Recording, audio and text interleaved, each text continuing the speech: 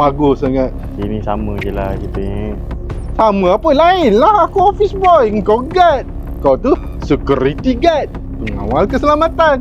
Baju aku bebas, baju kau tengok. Kena pakai baju warna putih ni. Apa kelas?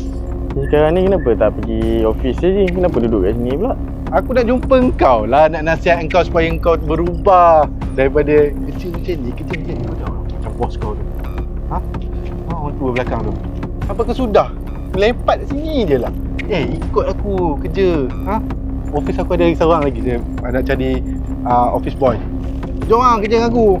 At least tiap-tiap hari kita boleh pergi sana sini. Boleh lepak kedai mamak lepas tu. Sorry awal, jenis aku tak suka mengular punya kerja.